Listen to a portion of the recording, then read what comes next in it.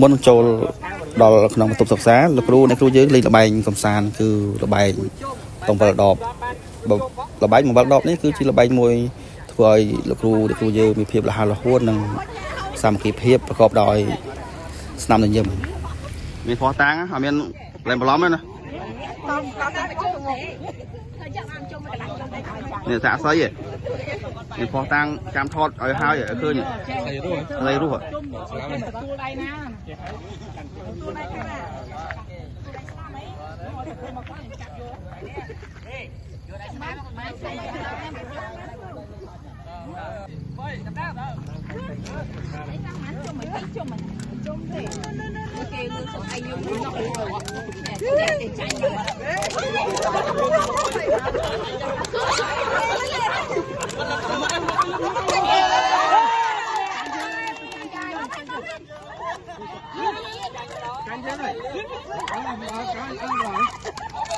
អូចាញ់ក្នុងបាត់ហើយចឹង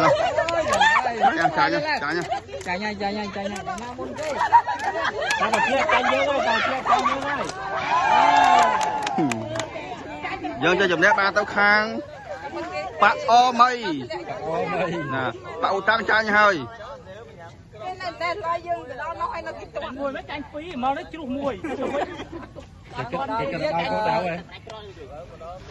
អត់លហាលហួនចាប់ដៃគ្រូធាន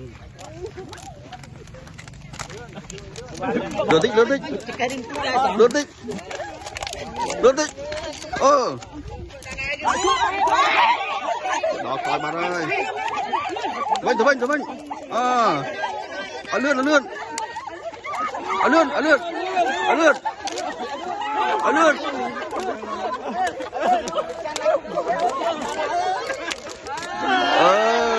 ខាងនេះឈ្នះម្ដង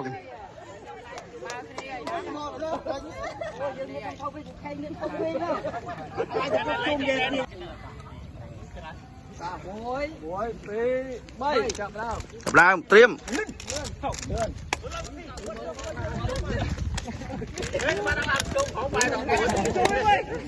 លឿនទេទៅវិញអលឿនលើកដៃម៉ែគ្នា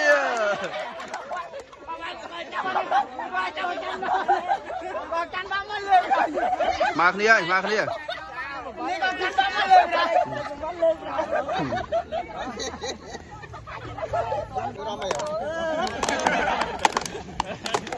េះកងសំហ៎